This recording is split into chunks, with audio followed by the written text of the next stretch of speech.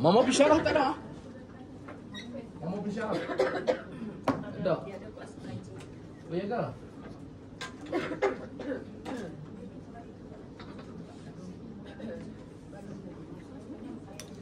Mama, hari tu kita berhenti dekat muka surat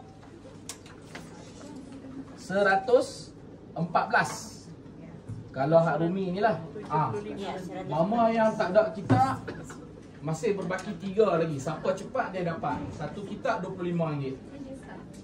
Cepat.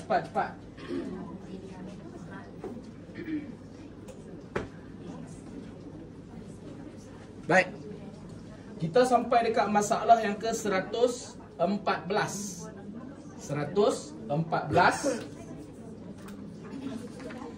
Sebelum masuk ke masalah ke 114, saya nak ulas sikit hak minggu lepas punya. Minggu lepas berkaitan nazar. Minggu lepas berkaitan nazar. Minggu lepas berkaitan nazar. Minggu lepas saya cerita berkaitan nazar. Saya dah bagi tahu dekat Mama dari sudut kafarah ataupun denda ataupun ganti apabila kita tak dapat melaksanakan satu-satu nazar yang telah kita nazarkan tu, dia kena ada ganti dia. Dan minggu lepas saya dah bagi tahu sampai kalau bagi makan tu sampai 60 orang. Lepas tu saya cakap dekat Mama, nanti saya rujuk semula. Tapi yang pastinya salah satu dendanya adalah memberi makan. Cuma saya kata saya tak pasti sama ada 20 orang ataupun 60 orang. Jadi hari ni saya nak bagi tahu dekat Mama, denda tu bagaimana. Okey? Sebelum saya nak cerita denda tu bagaimana, timbul berpelbagai persoalan. Nazar ni, sebenarnya nazar ni apa dia? Ada beza tak nazar dengan sumpah? Kemudian nazar ni, dia perlukah dilafazkan, disebut baru dikira nazar ataupun di hati pun dah dikira nazar? Ataupun bagaimana? Baik, saya bagi tambahan. Yang pertama, nazar ni dia dikira nazar dari sudut pelaksanaannya apabila kita sebut. Kalau benda dalam hati, Mama bercakap dalam hati umpamanya, yang tu tak dikira. Tak dikira sebagai nazar. Dan sekiranya Mama tidak melaksanakan nazar tu, maka Mama tak dikenakan sebarang kafarah. Kafarah ni denda ataupun ganti. Okey, itu yang pertama. Boleh dekat tu? Okey, nazar mesti disebut, dilafazkan. Okey, sekiranya di hati dia tak dikira sebagai nazar. Itu yang pertama. Nazar ni apa Mama? Nazar dengan sumpah dua perkara berbeza, tetapi mempunyai maksud yang hampir sama. Kalau sumpah dia dikira sumpah apabila ada perkataan wallahi, wabillahi, watallahi. Kalau bermula dengan 3 perkataan ini, yang tu dikira sebagai sumpah dalam agama dari sudut perspektif ataupun definisi agama. Adapun nazar dia tak berhajat kepada wallahi, wabillahi, watallahi lah. Cukup dengan sekadar kalau kita kata contoh, kalau anak aku UPSR PT3 SPM dapat 10A, aku nak buat kenduri.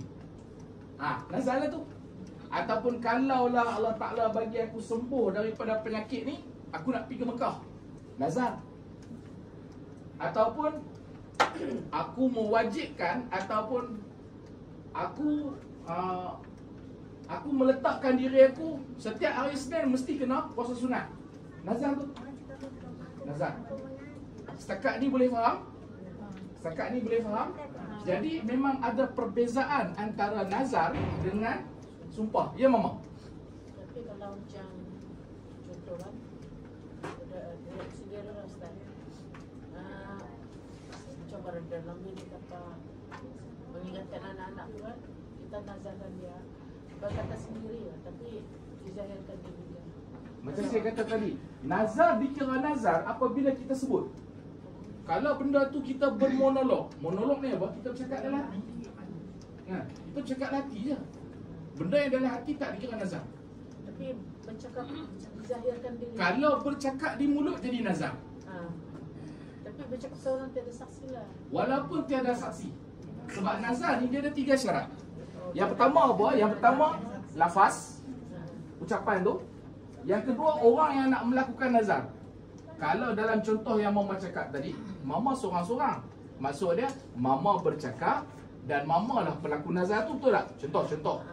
Dan yang ketiga, perkara yang Mama nazarkan tu. Bila ada 3 benda ni, automatik jadi nazar walaupun tidak ada saksi. Seorang-seorang. Maka tetap dikira sebagai nazar. Maka Mama mesti wajib laksanakan nazar. Tetapi tengok dulu, nazar tu nazar apa? Nazar perkara haram tak dikira. Nazar perkara wajib. Contoh, aku wajibkan diri aku sembahyang 5 waktu. Sembahyang fardu 5 waktu. Benda tu sembahyang fardu 5 waktu tu, dia benda wajib. Benda wajib dia tak boleh diwajibkan lagi dah. So tak berlaku nazar tu. Ataupun dia bernazar, kalaulah aku baik, aku nak minum arak. Saya nak cerita apa? Nazar tak berlaku pada benda yang wajib. Benda wajib ni mudah faham 5 perkara. Sembahyang, puasa, zakat, haji, murid. Itu juga benda wajib lah. Dan nazar juga tak berlaku pada benda haram. Kan? Mencuri. Kalau aku dah kuat, aku nak dibunuh orang. Ataupun kalau aku dah pandai, aku nak mencuri. Benda tu tak dikira. Tak berlaku. Sebab benda tu benda haram. Jelas setakat ni? Baik. Kemudian Mama, nazar ni dia hanya berlaku kepada perkara-perkara yang mendekatkan diri kita kepada Allah sahaja. Atas dasar bila kita dapat nikmat ataupun kita terlepas daripada bala. Contoh, dapat nikmat ni apa? Contoh cerita ni lah. Kalau aku dapat kerja lebih baik, aku buat sekian. Kalau perkara yang kita nak tolak bala macam mana? Kalaulah aku diberi kesembuhan daripada penyakit ni, maka aku nak buat sekian. Maka yang tu dikira nazar. Baik. Timbul persoalan, bila kita ada nazar tu boleh tangguh tak? Nazar tu boleh tangguh tak? Nazar tu Mama, tak kira lah apa pun nazar. Sebelum tu semua faham kan nazar tu apa? Nazar ni satu bentuk, bukan niat, satu bentuk kemahuan, satu bentuk yang dia macam berjanji. Tapi bukan berjanji. Tapi dia macam berjanji. Kita sebut kalau ni maka ini. Itu nazar. Okey? Sesuatu yang diucapkan. Okey? Baik. Ataupun mudah fahamnya bila kita berjanji nak melakukan satu-satu kebaikan. Dia untuk kejahatan dia tak berlaku nazar. Baik. Boleh ke tak boleh nazar ni kita tangguh? Boleh ke tak boleh bergantung kepada jenis nazar. Mana-mana nazar yang ada terkait dengan masa. Contoh kalau anak aku dapat 5A bulan 1 20-25 jam sekian, maka pada ketika itu aku akan buat kenduri kambing. Contoh. Bila Mama kait dengan masa, maka Mama kena laksanakan berdasarkan masa. Tetapi kalau Mama tak kaitkan, tak letakkan syarat dengan masa, maka boleh ditangguhkan. Nazar boleh ditangguhkan. Tetapi menangguhkan sebarang nazar yang telah kita bernazar, makruh hukumnya. Sebab nazar ni satu bentuk, mudah faham, janji lah kan? Satu bentuk perjanjian. Makanya makruh kalau kita tangguhkan sesuatu yang kita nazarkan. Clear tak kat ni? Jadi maksud dia, adakah nazar tu boleh ditangguh? Tengok pada keadaan. Kalau kita bernazar terkait dengan masa, maka yang tu kita kena laksanakan ikut masa yang kita tetapkan tu. Tetapi kalau kita nazar tu secara umum, kita tak kaitkan dengan tempoh masa, had masa, maka nazar tu boleh ditangguhkan. Tetapi makruh kita menangguhkan nazar tu. Okey? Kalau macam mana nazar kita, kalau anak punya ini aku pergi haji dan umrah. Tak kait dengan masa. Bila tak kait dengan masa, kita tak tentukan masa tu, tak ada masalah. Kalau menunggu panggilan kan. Sebab itulah benda yang tak kait dengan masa tak ada masalah. So boleh ditangguhkan. Dan kalau mencapai, lepas tu terus ada panggilan, itu wajib dilaksanakan. Ya, tetapi tengok dulu. Nazar tu, nazar apa? Kalau nazar umrah tak ada masalah. Tapi kalau nazar haji, tak jadi. Sebab haji itu jadi wajib. Benda wajib, kalau kita nazar, dia tak berlaku. Bahkan haram kita bernazar benda wajib. Okey? Boleh tekak tu? Boleh? Ya, Mama. Kalau nazar ataupun yang dia niatkan itu di hidungnya, insya Allah. Kalau misalnya kata aku sembuh dari sakitnya, aku sembuh RM10, insya Allah. Kalau ada perkataan insya Allah, Tetap dikira nazar. Tetap dikira nazar. Walaupun kita kata insya Allah. Kalau bilangnya kalau Ustaz, Kalau tu nazar lah tu. bilangnya kalau laku ada masa, kalau Bila berlaku benda tu wajib laksana. Sebab nazar ni satu dalam bentuk kita tetapkan terus. Satu lagi dalam bentuk kita letak syarat. Bila kita letak kalau tu syarat. Kalau aku cantik, aku buat ni. Kalau anak aku dapat sekian-sekian, aku buat ni. Kalau bila tak berlakulah nazar tu. Tapi bila yang kalau tu berhasil, maka pada ketika tu wajib kita laksanakan. Boleh? Tapi dia cakap di sana kalau ada masa. Kalau ada masa. Kalau ada masa sama. Kalau ada masa.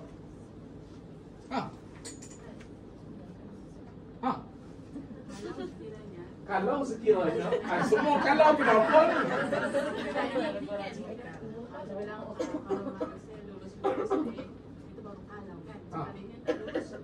Tak perlu tunaikan nazar. Kalau tak dulu tak berlaku dia.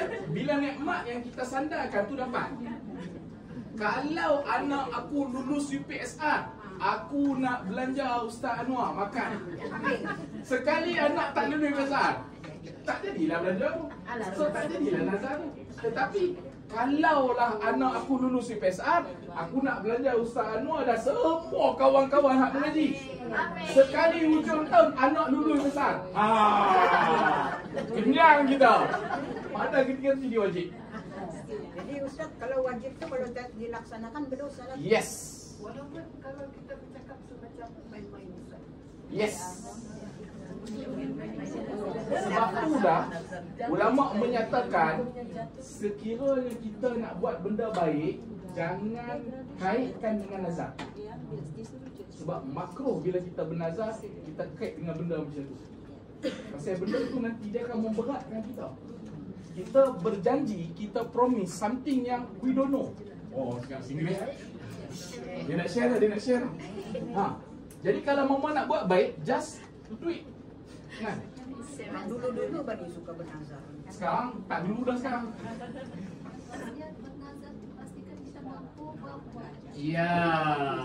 Ya, jadi elakkan bernazar mama. Kalau mama tak mampu bagi anak mama dekat saya, mama jangan cakap nak bagi. Contohnya macam tu. Ustaz ni tak habis nak kono. Kalau saya tak buat macam tu, mama pun Kalau Pak Najar mau kawin,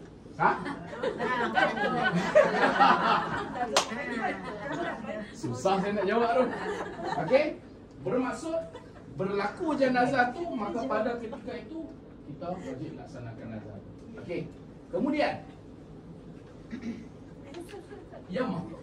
kalau kita terlupa kita Bagus soalan tu. Kalau nazar tu kita terlupa. Okey? Nazar tu kita terlupa. Nazar yang kita terlupa,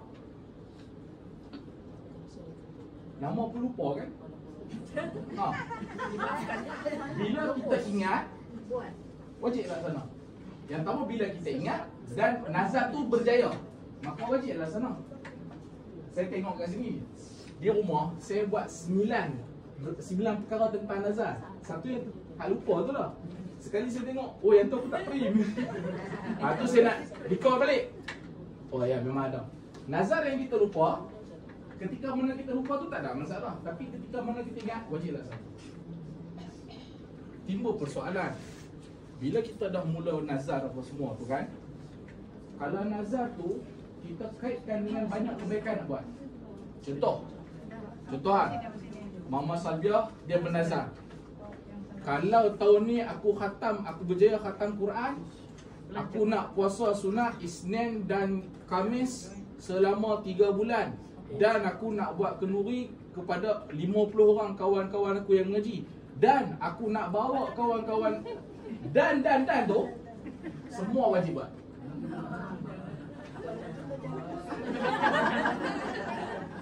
Semua wajib buat. Bila berjaya aja, hak yang dan tu, dan semua wajib buat.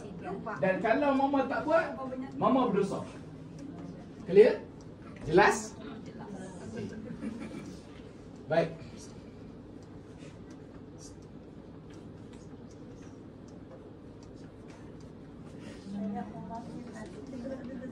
Apa lagi yang saya tak sentuh?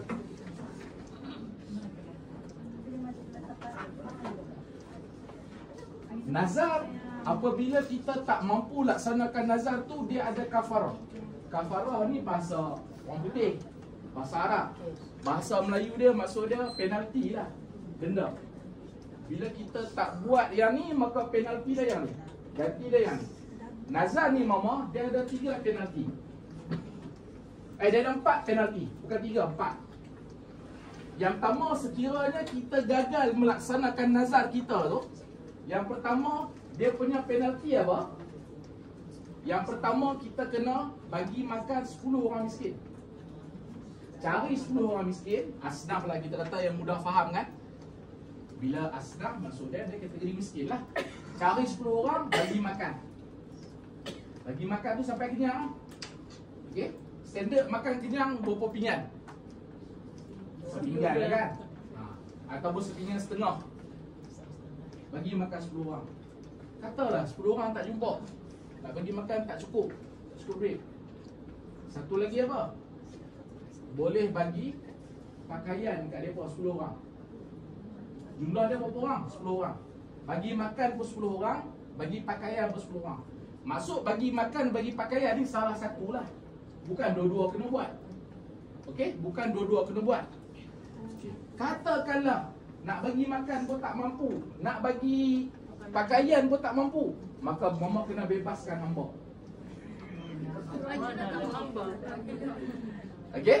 Mama kena bebaskan hamba. Cari, lelong. Marjina, tak jumpa. Okey? Sebab apa? Tak ada apa nama hamba. Okey, maka boleh yang terakhir, kalau 3 ni mama tak mampu, maka mama wajib ganti dengan puasa. Berapa hari nak puasa? Berapa hari nak puasa? 3 hari. Okey, 3 hari. Ustaz, Ya mama. dia punya niat puasa tu adakah dikira wajib? Mana maksudnya wajib berpuasa? Puasa tu jadi puasa wajib lah. Sebab itu adalah kafarah, denda kepada nazar yang mama gagal laksanakan. Dia jadi puasa wajib tu. Dia bukan sunat. Apa niatnya? Apa niatnya? Sahaja aku berpuasa, kan? Sahaja aku berpuasa. Oh, kan apa niat dia? Ganti nazar. Puasa nazar. Sahaja aku berpuasa nazar, ganti nazar kerana Allah Ta'ala. Puasa tu jadi wajib lah. Puasa tu jadi, dia bukan puasa sunat lagi. Satu dia Ustaz. Puasa 3 hari tu adakah berturut-turut atau bersama-sama? Adakah puasa 3 hari tu berturut-turut ataupun bagaimana? Okey? Saya rujuk semula. Sebab dia ayat Quran. Mama boleh rujuk dalam surah Al-Ma'idah ayat 89. Saya kena rujuk balik perbahasan 3 hari tu adakah berturut-turut ataupun tak berturut. Saya tak berani nak bagi jawapan, saya takut tersalah. Ya mak? Apa ciri-ciri asnaf? Asnaf ni ada 7 kategori. Asnaf ada 7 kategori. Antaranya miskin. Ciri-ciri dia macam mana? Boleh kita rujuk asnaf tu pergi. Ya. Bila mama nak cari, katakanlah kita bernazar, and then kita gagal tunaikan nazar kita. Lalu kita nak kafarah lah. Apa mau berbuat? Mau pergi dan majlis agama. Sebab apa? Dia orang ada senarai senang. Settle. Tak payah duk pening-pening nak cari. Clear? Ustaz, kalau macam sekarang kan di Palestin tu ramai yang dia cukup makanan kan. Mhm. Kalau kita sedekah, diorang boleh kata kira. Boleh? Dikira lah tu. Kan? Dikira. Diorang bukan kira miskin lah kan. Ustaz? Oh, yang kira bukan sekat miskin. Papa ke dana lah tu. Termasuk lah tu. Kan? Ya. Okey? Boleh bagi contoh ke macam mana apa tu? Kita punya nazar tu tak terbuat lah. Ditunaikan sampai kita kena buat ini. Okey, contoh. Contoh Mama Salbiah. Salbiah lagi. Mama Salbiah dia bernazar. Dia nazar apa? Kalau anak bongsu dia yang cantik itu lulus exam semester, dia akan buat kenduri untuk semua kawan-kawan yang mengaji di sini.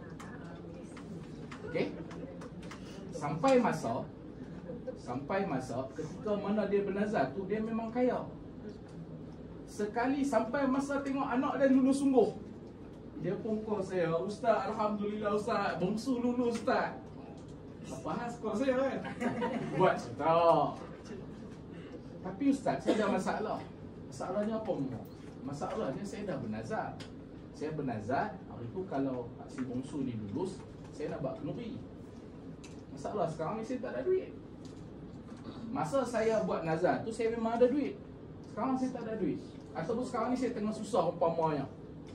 Maka pada ketika itu dia boleh kafarah tu lah. Itu maksud dia tu.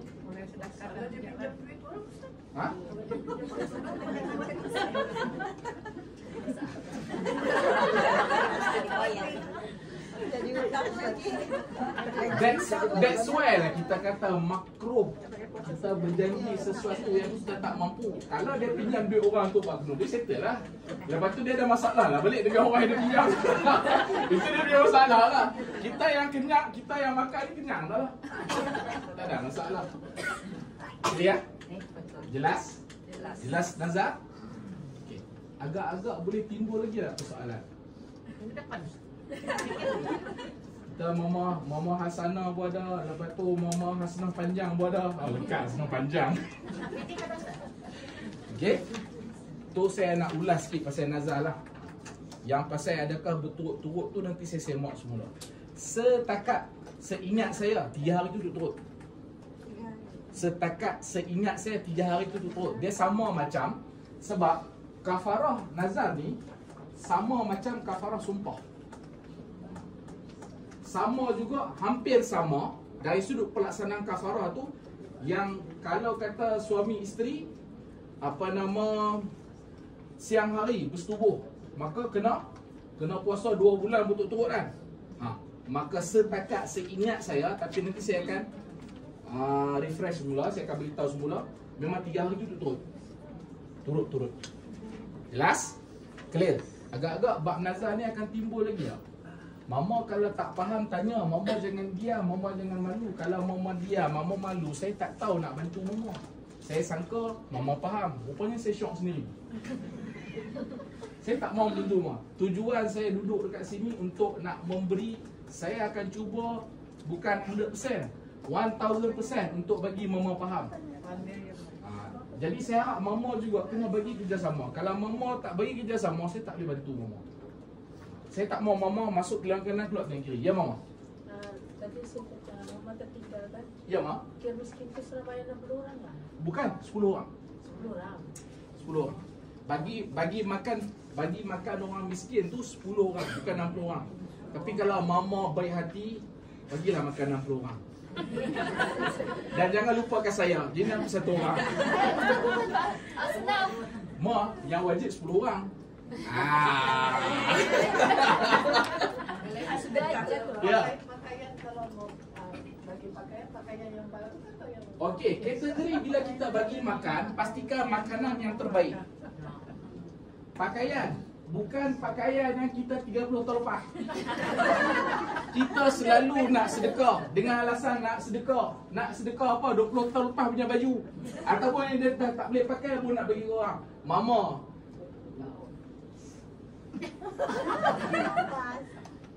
treat others like you want to be treated. Nabi kata macam mana? La yu'minu ahadukum hatta yuhibba li akhihi ma yuhibbu li nafsi. Tidak sempurna iman seseorang. La yu'minu ahadukum hatta yuhibba li akhihi, sehinggalah dia kasih, dia sayang, dia cinta, dia hargai, dia hormati saudara dia. Ma yuhibbu li nafsi, seperti mana dia suka kepada diri dia. Suka tak kita dihargai? Suka tak dapat barang baru? Tiba-tiba kita sedekah ke orang yang dah lusuh. Rasa-rasa di mana kita punya keimanan?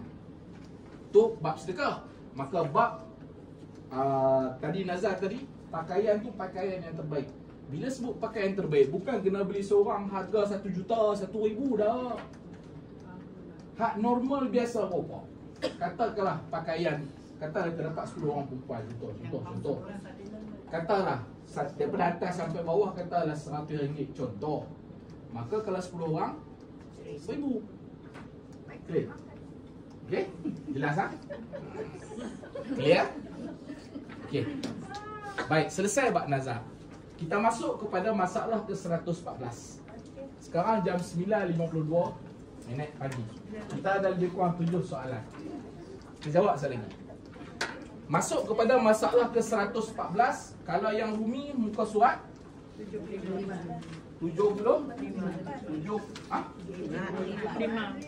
Mama Maisarah. Minggu lepas ada ke tak ada? Tidur ke? Okey, masalah ke-114. Makmum mendapat imam di dalam rukuk dan syak ia, adakah ia sempat bertamakninah dengan imamnya? Makmum mendapat imam di dalam rukuk dan syak ia, adakah ia sempat bertamakninah dengan imamnya? Kita dah kupas minggu lepas bagaimana kalau makmum dia dapat bersama imam ketika i'tidal. Hari ni kita akan tengok bagaimana kalau dia bersama imam, dia bersama-sama imam, hadir mengikut imam ketika dia rukuk. Sebelum tu, mama rukuk ni rukuk solat yang ke berapa? Rukuk solat yang ke berapa? Rukuk solat yang ke berapa? Mama, rukuk solat ke berapa rukuk ni mama? Ustaz bilang begini 4. Mama kari mak? Rukun solat memang 13, tapi yang wajib itu 5. Saya nak tanya, rukuk ni rukun yang ke berapa? Mama. Mama. Iya ke 5? 5 ke 4? 5 ke 4? Siapa kata 5? Angkat tangan. Siapa kata 5 angkat tangan? Siapa kata 5 angkat tangan? Mama, rukun solat kalau tak cukup, tak sah solat kita mama. Mama, saya tanya ni, rukuk ni rukun solat ke berapa? 5. Siapa kata 5 angkat tangan? Ha? Ada apa? Yalah, saya tanya. Memang yang kita ada belajar, saya tanya balik. Mama, rukuk ni rukun solat yang ke-5. Takut nak jawab kenapa?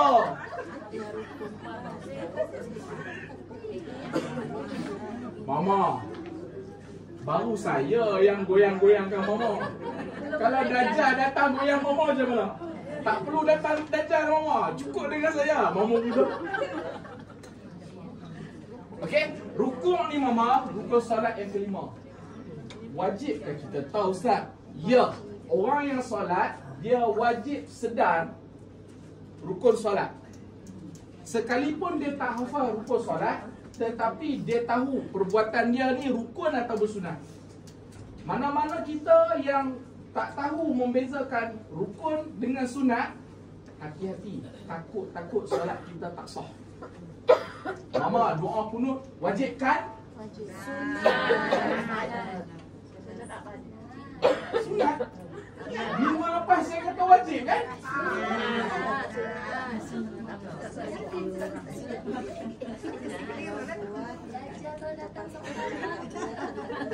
Mama, sekurang-kurang rukuk pada syarak. Sebelum kita nak cerita pasal permasalahan dalam rukuk, kita kena tahu sebuah sikit tentang rukuk.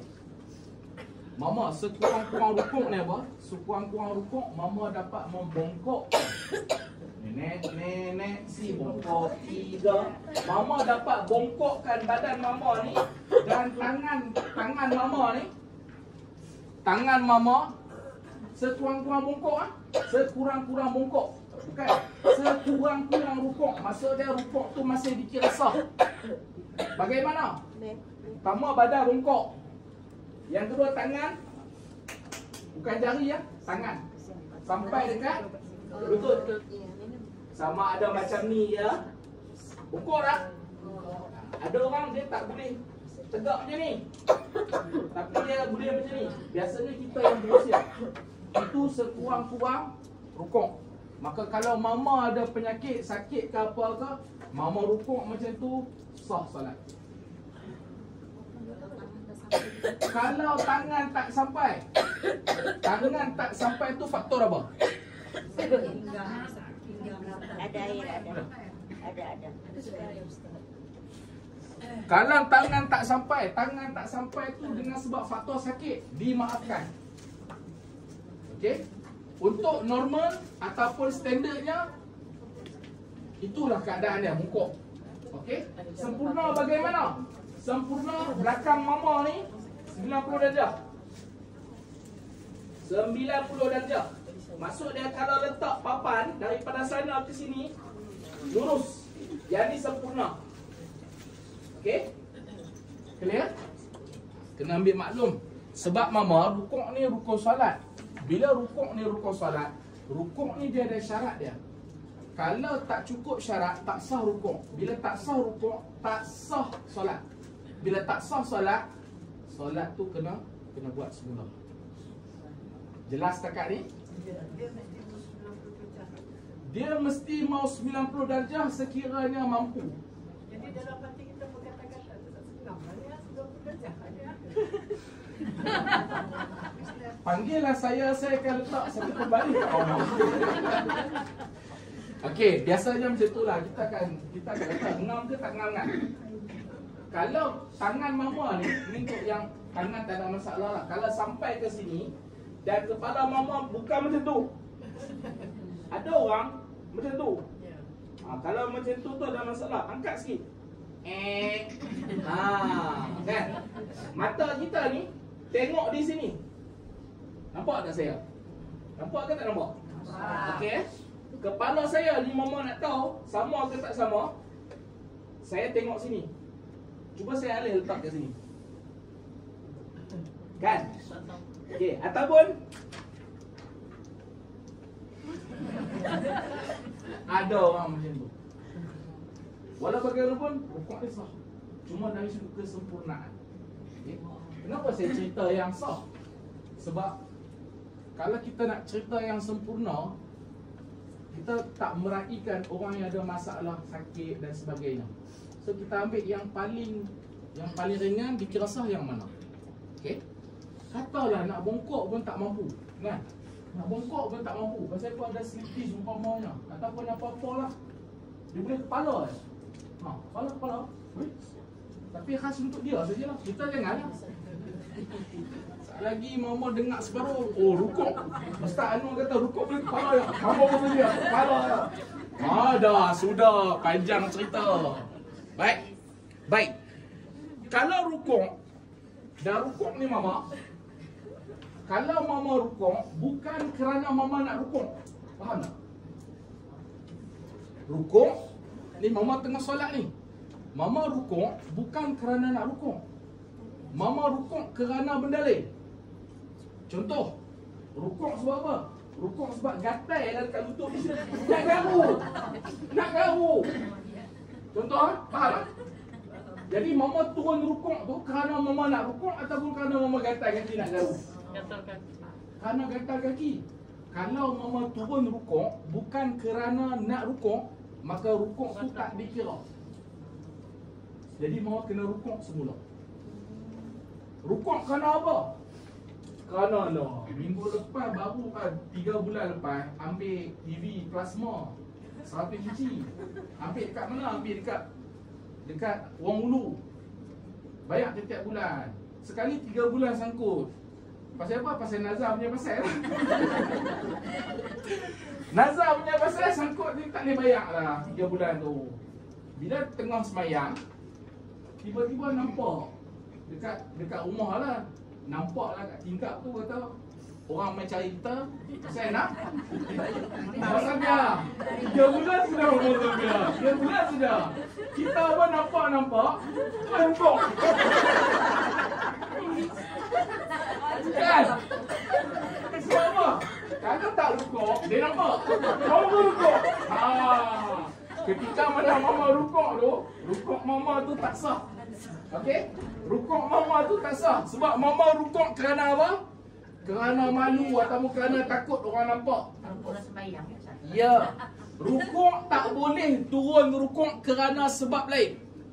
Rukuk mesti turun rukuk kerana nak rukuk. Kalau kerana sebab lain, rukuk tu tak sah. Bila tak sah apa nak buat? Mama kena ulang semula rukuk tu. Clear? Jelas? Supaya kita sah. Solat kita masih sah. Adakah kita menambah? Tidak.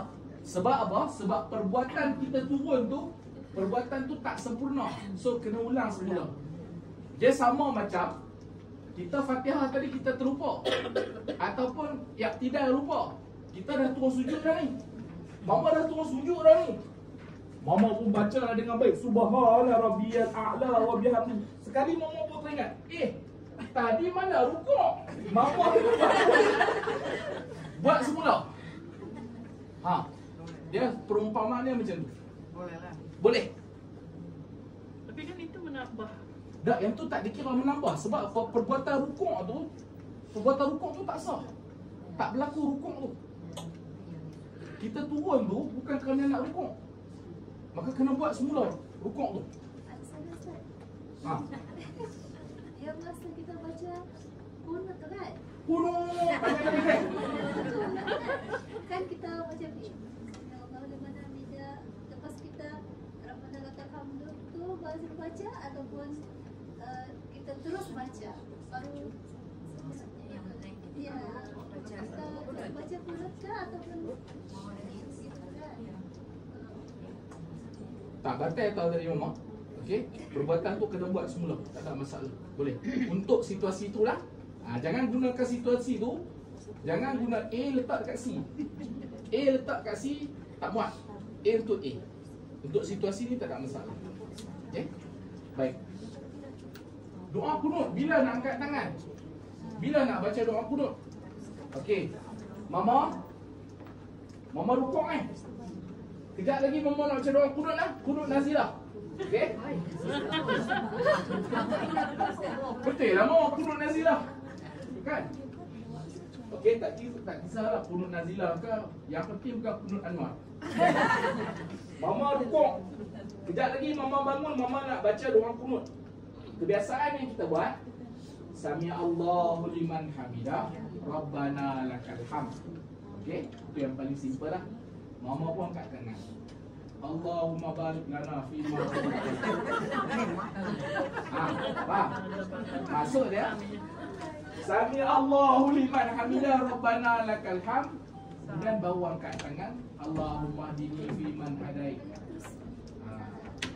Boleh? kalau terus kan? Kalau terus macam mana ni? Ya, terus. Allahumma hdina. Salah tu tidak, tapi perbuatan tu menyalahi sunnah. Okey? Mudah faham ni lah. Salah tak pakai seluar, tak pakai tali pinggang? Tak salah kan? Tapi kalau selok tu turun dah. Pak, mudah faham yang macam tu lah. Okey? Perbuatan ni sepatutnya apa? Sami Allahu liman hamidah, Rabbana lakal hamd. Barulah mama angkat. Dia step by step. Jangan step 1 langkau step 5. Okey. Yang ni adalah step apa? Yang ni step yang ke 5. Step ke 6. Doa kunut step 7. Contoh. Tangan kena angkat ke? Mama nak angkat tangan silakan. Mama tak mau angkat tangan silakan. Jangan mama angkat tangan. Angkat tangan. Angkat tangan doa kunut. Jangan. Yang tu je tak boleh. Ada orang doa kunut dia tak angkat tangan.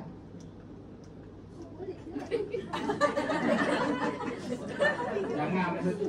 Angkat tak ada masalah, tak angkat pun tak ada masalah. Yang masalahnya tak main semayang. Duk bertelagah angkat tangan, tak angkat tangan, berapa ramai lagi yang tak semayang. Clear? Jelas? Sebab ya. Doa kalau sekiranya ada yang baca doa kunut tu bah. Jadi orang tu dia hafal separuh. Okey. Orang tanya, saya dah tahu macam mana mau hafal separuh. Okey. Jadi dia baca separuh saja.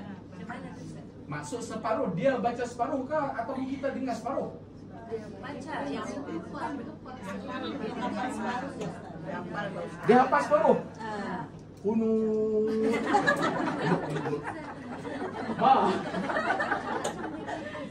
Dengar awak. Kunut lah.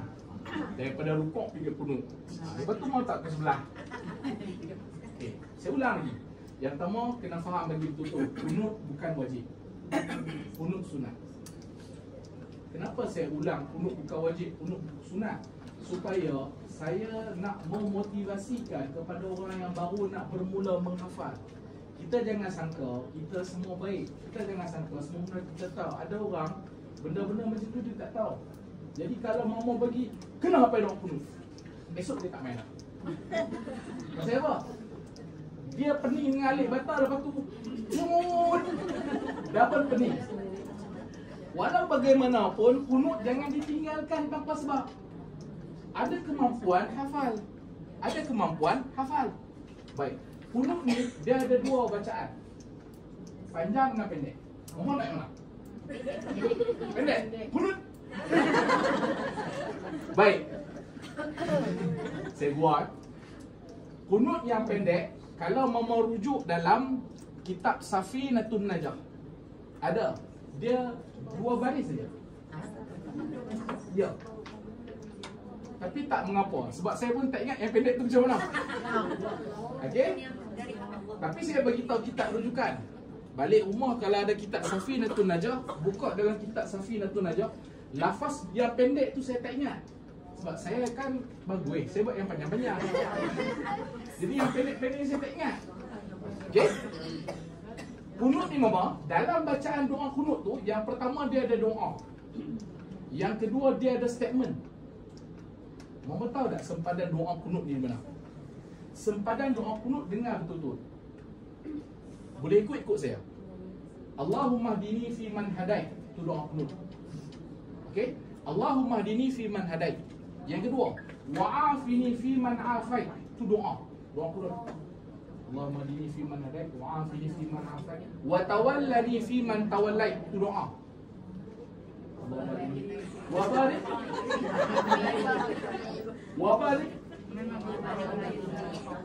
wa barik li fi man aqait. Itu doa kunut. Okey, nampak dah? Nampak dah? Allahumma hdini fi man hadait, wa'afini fi man tawallait. Kemudian Allahumma hdini fi man hadait, wa'afini fi man afait, wa tawallani fi man tawallait, wa barik li fi ma a'tait, wa qini syarra ma qadait. 5 ni je doa. Ya. Jadi kalau mama baca 5 ni, dan satu lagi jangan tinggal. Wa sallallahu ala sayyidina Muhammad wa ala alihi wa sahbihi ajma'in ataupun wasahbihi wa sallam ataupun wasallim. Okey? 5 yang mula dan yang terakhir. Itu doa kunut. Kenapa wasallallahu tu kena sebut? Wasallallahu tu termasuk dalam sunat, itu termasuk selawat yang ada dalam doa kunut, dia jadi sunat abad. Sekiranya mama baca Allahumma hdini sampai waqini bi rahmatika syarra ma qadait saja, mama tak sebut wasallallahu ala sayyidina, maka nanti sunat mama ganti dengan sujud sahwi. Habis Ustaz, tabarakta rabbana wa ta'ala falakal hamdu ala ma qadait wa nastaghfiruka wa natubu ilaik. Itu statement. Maksudnya kita sedang buat statement kepada Allah Ta'ala. Itu bukan doa. Maka itu kalau mama tak hafal umpamanya, ataupun tak ingat umpamanya, ataupun mama tak mau baca umpamanya, nothing mama. Tetapi kalau boleh buat, kenapa nak tinggal? Nampak tak cara saya latih? Tidak, nanti kena cok. Clear? Jelas? Begitu juga yang kita dengar imam. Kadang imam dia baca sampai dekat waktu ini, kemudian dia diam, betul tak? Boleh tak kalau dia baca semua kuat? Boleh? Tak ada masalah. Clear? Jelas tentang doa kunut? Ya, Mak? Kalau yang doa barik itu kita sebut wa barik lana. Wa barik lana fima wa qina azab. Itu doa makan. Wa barik lana. Boleh, tak ada masalah. Ngam dia punya ayat tu.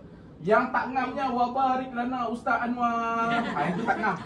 Oh, barik lana ngam lah juga. Ngam, tak ada masalah. Perubahan baris dia tak jadi masalah. Mama jangan tukar, sebab doa kunut dia bukan rukun. Tapi kalau mama tukar baris pada surah Fatihah, Alhamdulillahirabbil iyyaka na'budu wa Jelas? Alhamdulillahirabbil alamin arrahmanir rahim maliki yaumiddin iyyaka na'budu wa iyyaka nasta'in ihdinas siratal mustaqim siratal ladzina an'amtu alaihim. Fatihah no compromise. Okey? Mesti betul. Adapun selain daripada Fatihah dan tahiyat akhir. Tahiyat akhir bukan yang sama-sama tu. Tahiyat akhir ni apa? At-tahiyyat sampai kat wa ashhadu an la ilaha illallah. Lafaz tu daripada at-tahiyyat sampai kat ashhadu an la ilaha illallah wa ashhadu anna Muhammadar Rasulullah. Yang ni baris mau clear. Baris clear, huruf clear. Kalau yang ni baris tak clear, huruf tak clear, wajib belajar. Kalau tak belajar, berdosa. Okey? Clear? Baik, settle doa kunut. Makanya mama, rukuk ni mama, dia tak boleh semata-mata rukuk. Dia rukuk mesti ada tomak ninah. Ustaz, tadi rukuk pun dah pening. Lepas tu nazar. Sekarang ni tomak ninah. Nak tomoy ke? Mama, rukuk serta tomak ninah adalah rukun. Rukuk tanpa tomak ninah tak sah solat. Tomak ninah ni apa? Tomak ninah ni mudah faham, jam. Tomak ninah ni mudah faham, jam. Maksud dia ketika mana mama rukuk tu, mama akan berhenti seketika. Tetap. Tomak ninah ni maksud dia apa? Tenang seketika, ataupun berhenti seketika, ataupun tenang. Tenang lah dah. Berehat seketika ataupun tetap seketika. Ketika mana keadaan rukuk tu. Ketika mana sampai dekat rukuk, tak boleh. Ataupun tengah ni Sami Allah ni. No, yang tu tak kira rukuk. Yang kata tomak ninah ni apa? Tengok elok-elok. Okay? Tengok elok-elok. Superman nak tunjuk. Okay? Nak rukuk ni. Allahu Akbar. Sepanjang daripada Allah, yang tu belum rukuk. Ban pun tak sempurna rukuk lagi. Bila kata rukuk dan tomak ninah ni, tengok yang ni saya tunjuk rukuk dan tomak ninah. Nak siapa nak rukuk kan? Lupa. Allahu Akbar. Dapat? Tenang. Dia dah turun sampai bar, satu bar. Yang kedua tidak ada pergerakan lagi lah. Maka itu namanya rukuk serta tomak ninah. Selagi mana tidak ada tamak ninah, selagi itulah rukuk mama tak dikira rukuk. Dan kalau mama, ini saya tunjuk contoh yang tidak ada tamak ninah. Allahu Akbar, Sami Allah.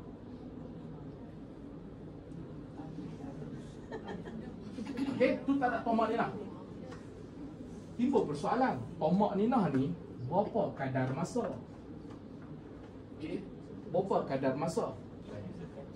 Berhenti seketika ataupun yang dikatakan tenang seketika ataupun dalam bahasa Arab dia panggil tamak ninah ni berapa lama? Sekadar sebutan subhanallah.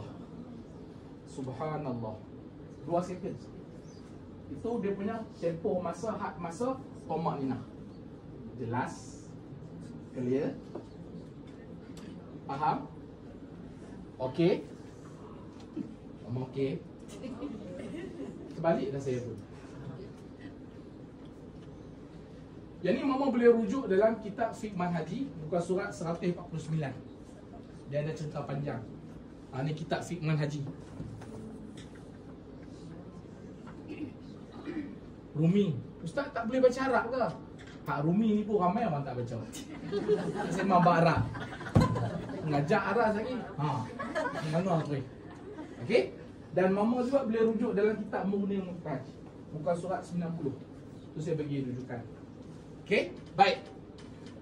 Timbul persoalan. Rukuk ni, macam mana kita nak tahu sempadan kita masih dapat rakaat? Ustaz minggu lepas bukan ada cerita. Minggu ulang lagi. Kita kan lupa. Sempadan nak dapat rukuk ni bila? Apabila kita, sekiranya kita sempadan nak dapat rakaat ketika mana kita solat berjamaah bersama imam. Di mana? Ketika mana kita sempat rukuk bersama imam. Saya ulang sekali lagi ya. Rakaat dapat apabila kita sempat rukuk bersama imam. Cukup tak setakat tu? Tak cukup. Sempat bersama imam dan sempat juga tamak ninah bersama imam. Kalau sempat rukuk saja, tak jadi. Faham? Clear? Jelas? Baik. Maka barulah saya boleh masuk kepada makmum mendapat imam di dalam rukuk dan syak ia adakah sempat bertamak ninah dengan imamnya. Baik, mari kita tengok. Jika makmum mendapat imam di dalam rukuk tetapi makmum itu berasa syak, was-was ataupun ragu-ragu, adakah sempat makmum bertamak ninah dengan imam di dalam rukuk atau tidak? Mama Hajar Hasnah dia solat dengan saya. Bila dia solat dengan saya, dia jadi apa status dia? Makmum. Maka dia bila dapat rakaat, bila dia akan dapat rakaat? Apabila dia sempat rukuk bersama saya, betul? Sekarang ni dia sempat rukuk bersama saya. Yang dia was-was, yang dia ragu-ragu adalah aku ni sempat tak tamak ninah bersama imam? Faham tak? Sebab rukuk saja tak sah. Dia kena rukuk serta tamak ninah. Termasuk imam, siapa pun, kita solat seorang diri pun kena ada rukuk serta tamak ninah. Kita jadi imam pun kena ada rukuk serta tamak ninah. Makanya Mama Hajar Hasnah dia syak. Ketika mana dia dah rukuk bersama saya, dia sempat ke tak sempat tamak ninah? Maksudnya sempat ke tak sempat berhenti seketika bersama saya? Lalu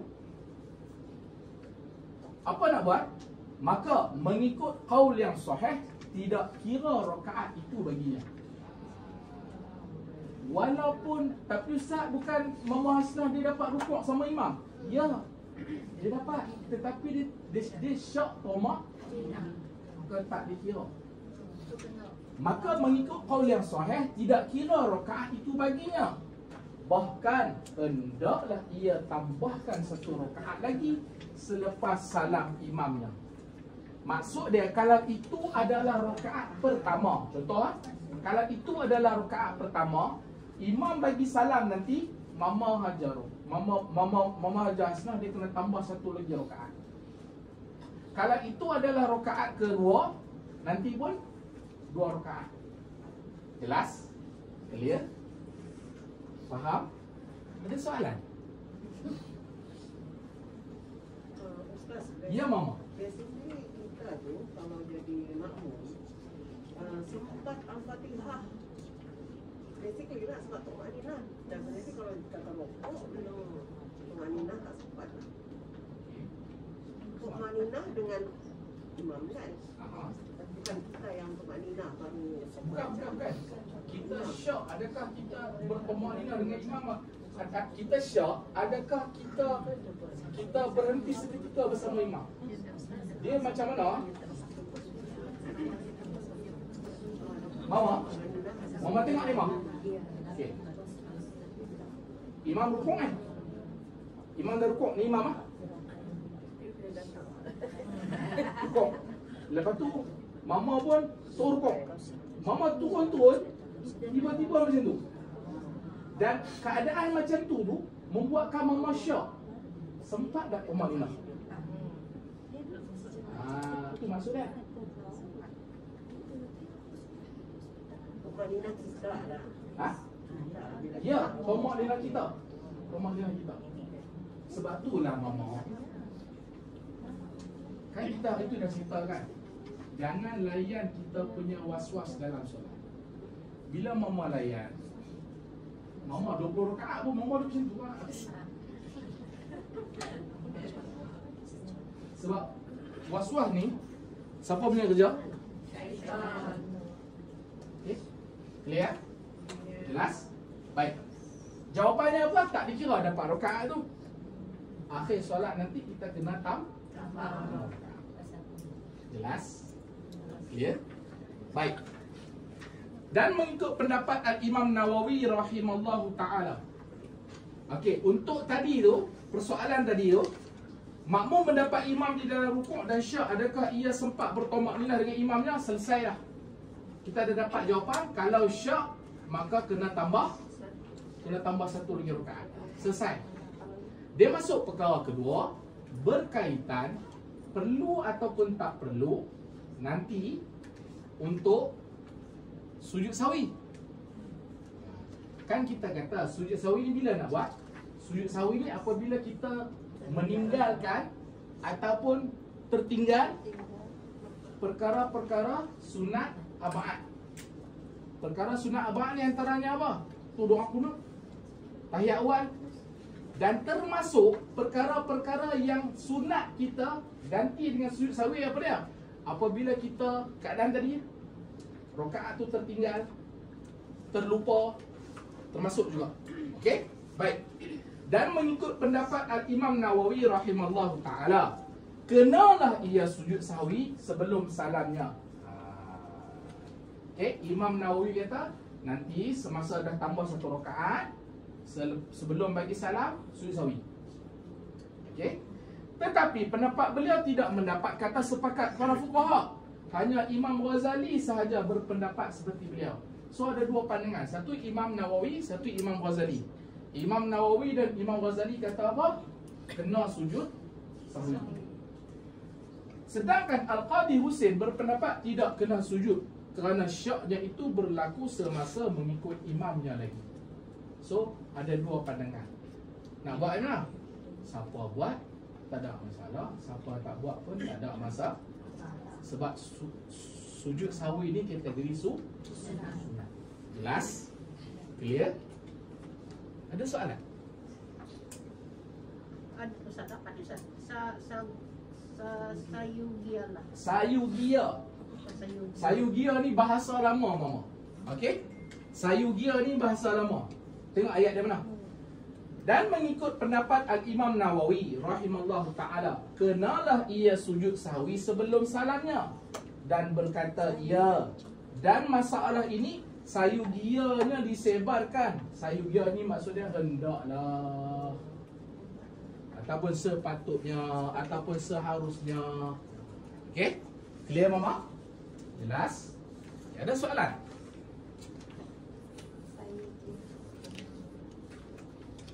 Hari ni semua behave ya. Ada?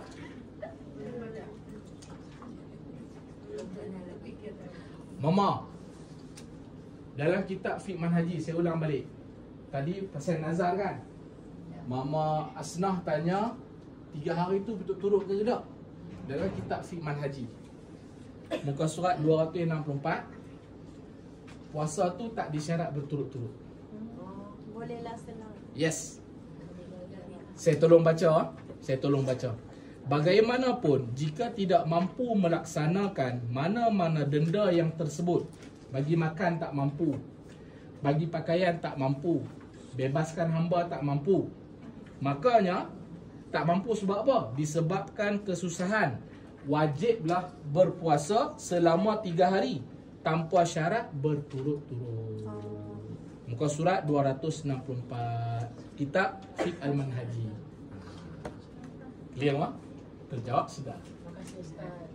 Clear? Ada soalan? Kalau tak ada soalan, saya nak jawab beberapa soalan. Saya nak jawab yang ni dulu. Mama nak jadi isteri solehah, yang pertama kena kahwin.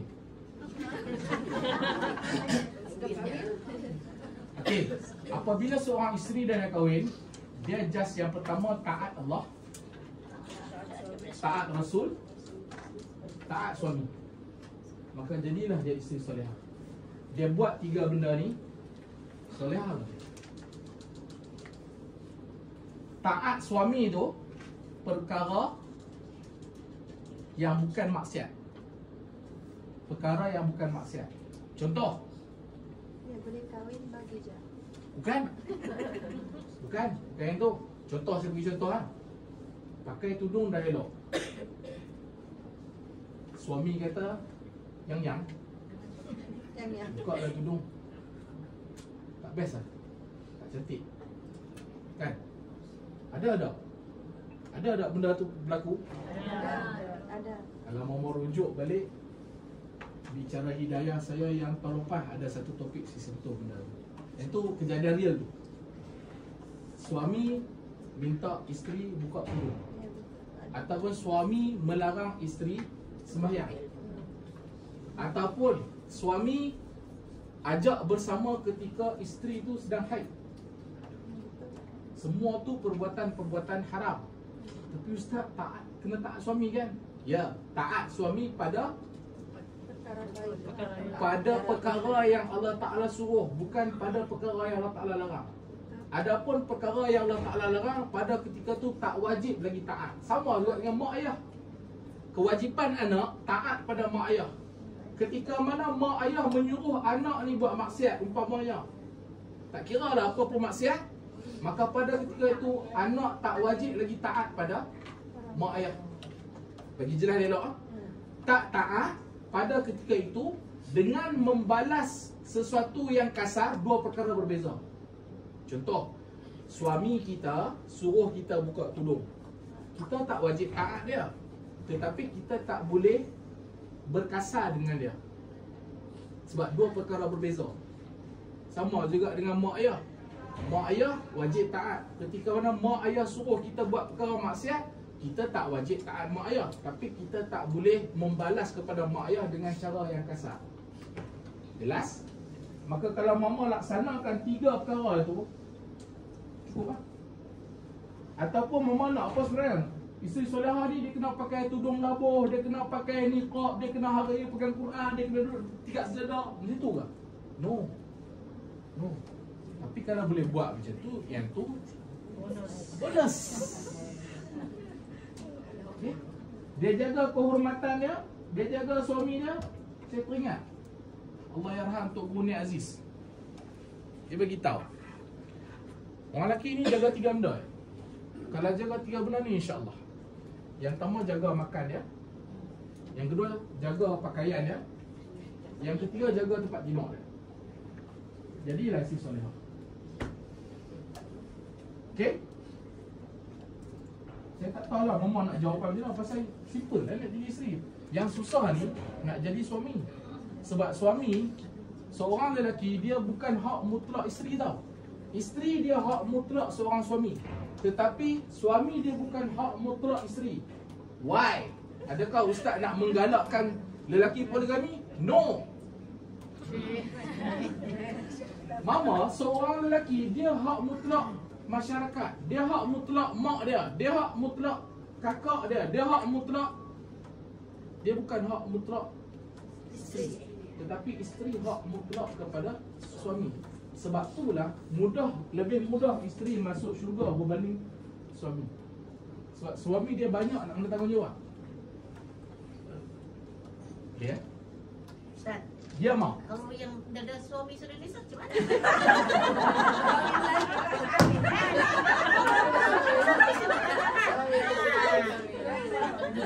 Sekarang dah suami macam mana jadi suami? Kawinlah. Mama ni. Jawapannya kawin. Soalan bonus. Kewajipan bagi orang yang tidak ada suami. Yang pertama, kalau dia masih ada mak ayah, taat pada mak ayah. Kalau dah ada suami, Kalau mak ayah pun dia tidak ada kewajipan dia jaga kehormatan dia jaga anak-anak dia settle. Tu je. alhamdulillah. Bukan mencari Okey. suami. Kebiasaannya orang perempuan ni susah ada kalau dia bumak dia nak kahwin. Biasanya laki kalau dia umur 80 pun, kalau dia ada peluang dia nak kahwin ni. Tapi orang perempuan tak macam tu. Okay. Orang kata kan nak tahu siapa lebih ego. Tengok nanti bila dia berusia yang laki tu kahwin tak? Kalau laki tu kahwin, maksud dia laki tu tak ego. Kalau perempuan tu tak kahwin, maksud dia perempuan tu ada ego. Orang kata, saya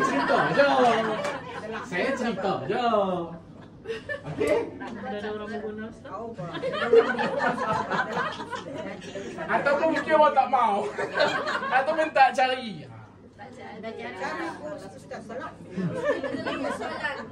Ya ma. Apa dia? Apa lagi?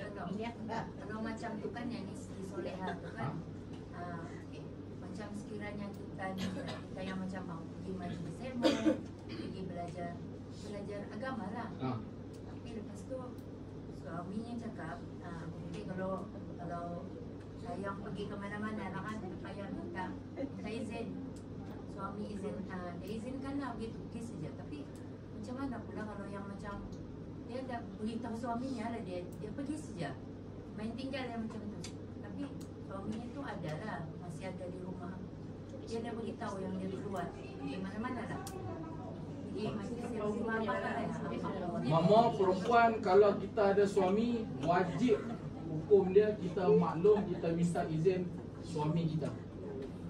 Nak pergi mana pun. Hatta sampai satu tahap sekiranya mak ayah kita meninggal, kita kena minta izin suami kita, boleh ke tak boleh nak balik tengok. Kalau suami tak bagi, tak boleh. Haram hukum dia. Ya. Sebab apa? Sebab kita dah dikira tak taat pada suami. Izin tu perlu lafaz ke Ustaz? Izin tu perlu lafaz ke? Okey. Maksud izin tu perlu lafaz ke? Okey. Bang, Yayang nak pergi kelas Ustaz Noor. Dia apa jawab? Dia jawab tu. Biasanya tu kita faham apa? Masing-masing lah. Kalau dia tu dia ada dua nada. Kalau tu jangan. Tapi kalau ada beza tak? Aja. Ada beza. So kita aja yang tahu. Yang tu pun dikira dia tak lafaz tapi dia bagi pengakuan. Tak ada masalah. Yang minta izin take for granted memang dia bagi. Kalau yang minta izin take for granted, yang tu isteri dia tanggung lah. Sebab ada isteri yang dia gunakan suami ni baik. Macam saya. So kita dapat suami yang baik, tapi ada orang sama ada lelaki ataupun perempuan bila dapat pasangan yang baik, kadang-kadang dia terbabas. Dia salah guna take for granted macam Mama Hajah Siti Mazlan cakap. Bagi yang take for granted tu dia tanggunglah dosa. So kalau berlaku apa-apa, suami dia tak tanggung. Jadi maksudnya hari-hari lah. Tak juga. Cerita dia macam mana? Ada suami yang dia dah bagi kebenaran. Okey, dia dah bagi kebenaran. Cuma dari sudut adab kita, Macam kita dengan bos dah. Bos kita tahu dah pun, tapi pasal apa kita pergi maklum kat dia? Clear? Clear? Dan kalau jangan biasakan minta izin khusus. Kalau minta izin khusus, maka mama boleh laksanakan khusus tu je. Contoh, babang nak pergi kelas Ustaz Anwar. Mama pergi makan besok. Mama pergi rumah kawan berdosa. Sebab mama minta izin apa?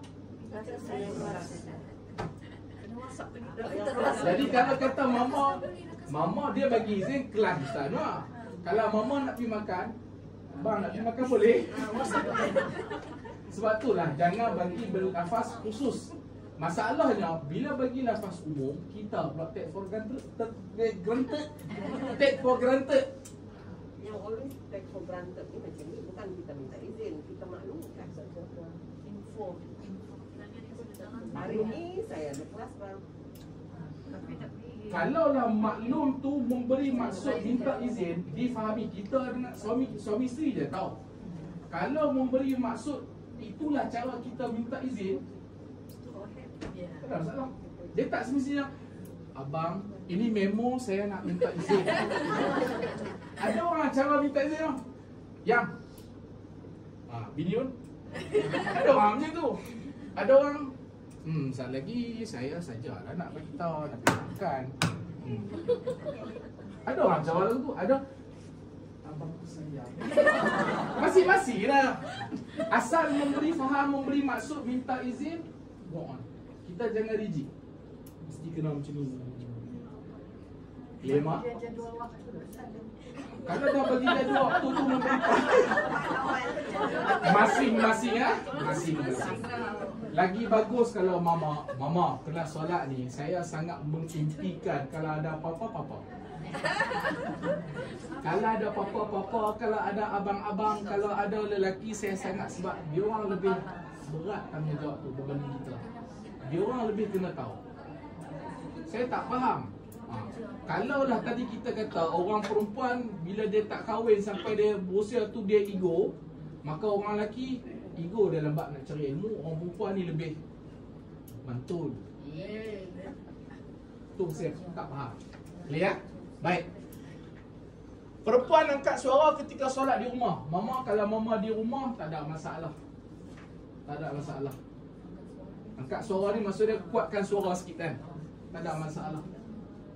Tapi kalau sampai boleh menimbulkan fitnah pada ketika itu, tak boleh lah. Ustaz, saya suara saya slow je, saya pasang mic kat rumah. Tapi Ustaz, saya dalam rumah siapa pun tak tahu. Mama jangan tambah kepeningan. Jelas ha? Baik. Hukum ketiduran tinggal solat. Mama rufi'al kalam an salasin. Terangkat 3 perkara. Maksud 3 perkara ni, kalau berlaku 3 perkara ni, kita tak dicatatkan, tak dikira apa? Guilty, tak dikira bersalah. Yang pertama, hitam. Yang kedua, lupa. Yang ketiga, gila. Hitam, lupa, gila. Hitam ni termasuklah tidur. Tidur pergi mana? Daripada kemarin tidur. Bila bangun? Ni baru bangun. Jadi Zuhur tidur, Asar tidur, Maghrib tidur, Isyak tidur, Subuh tidur. Bangun bila? Pukul 10 pagi esok. Jadi apa nak buat? Hak tidur tu Qadha. Tak ada masalah. Jadi bolehlah kami tidur Ustaz. Siapa suruh? Tadi tanya hukum kalau kita tidur, sengaja tertidur. Kalau dah masuk maghrib, Allahu Akbar, Allahu Akbar, buat nak bagi tidur juga, yang tu berdosa. Tertidur, ditidurkan, tertidur, ditidurkan, dua perkara berbeza. Ketiduran pun perkara berbeza, tak ada masalah, boleh. Cumanya bila dia bangun dia kena solat lah, tak ada masalah. Kemudian kalau kita solat di rumah, perempuan, kita buat jemaah dengan anak menantu kita, boleh ke tak boleh? Boleh, tak ada masalah. Mama Hana ada soalan? Ya, Mama. Ustaz, kalau macam kan ibu tinggal sholat ketika dia sakit contraction terlampau sangat, Ya. mau melahirkan anak, Aha. perlu diganti kah? Atau Okey. Ibu yang nak bersalin ketika mana contraction? Contraction ni mana tahu? Caesar. Oh, macam betul sakit. Sakit nak bersalin. kiranya dia mau bersalin Sudah. Oh, sakit terburuk tu. dengan bukan 10 cm tapi masih macam contoh 6 cm. Jadi kita tetap sampai Aha. jadi kan dia baru ingat sekarang dia kena atau apa salat ini. Masa menunggu sakit bersalin. Masa menunggu sakit bersalin. Bukan, dia memang sakit bersalin. Sedang sakit bersalin. Belum keluar lagi anak tapi Belum rasa keluar sakit. tapi masa menekan lah. Habis tekan tu bila? Masa keluar anak. Bukan masalah, saya tak ada pengalaman. Jadi saya tak ada. Saya belum ada pengalaman. Penting dulu. Ya Ustaz, kalau mau beranak nih, sebelum anak mau keluar, perut tu sakit betul. Okey, perut. Saya tahu perut sembahyang pun sakit. dah dapat. Lepas tu ketumban pecah. Itu belum lagi. Pecah baru sakit tu. Okey, lepas ketumban pecah sakit, dia akan masuk ke hospital. Betul. Sakit terus sakit sudah. Sakit banyak. Mama bagi tahu elok Mama. First apa berlaku dulu? Sebab ni iaitu hukum ni. Sakit Ketumban Yang pecah. pertama sakit. Lepas sakit, baru ketuban tak. Mama beranak, Mama pun tak sure ni.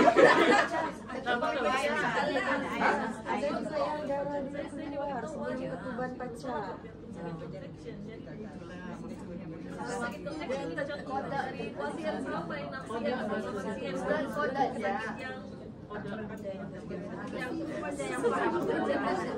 Faham.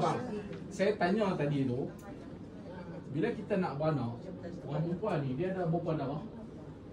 Dia ada darah haid, nifas, wiladah. Okey, ketika contraction tu, nifas ke wiladah? Belum nifas, belum wiladah. Tapi dia sakit sebab tu dia tak boleh. Dia sakit sebab tu dia tak boleh solat. Masuk waktu lah kalau tu tiga tu. Masuk dalam waktu.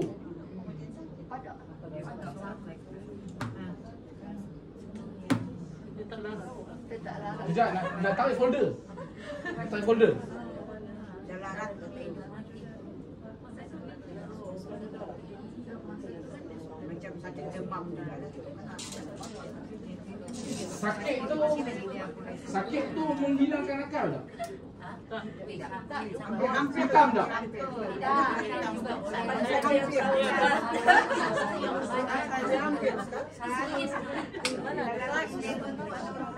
Ya, hampir-hampir lah. Bukan dia dapat Sampai dapat langsung. Ikat sampai. Tangguh dulu soalan tu. Sebab dia ada dua pandangan tu. Kalau saya cerita sekarang tak cantik kan? Panjang, dia ada dua pandangan. Aku tanya bini dulu. Okey. Baik, kemudian perempuan sempurna modified. Okey. Baik lelaki, baik perempuan haram kita modify. Sekiranya tidak ada sebarang sebab yang melibatkan kesihatan, haram. Termasuklah kita menambah rambut. Kan ada yang orang nak bagi cantik kan, menambah rambut. Lepas tu ni menambah ni apa nama? Bulu mata.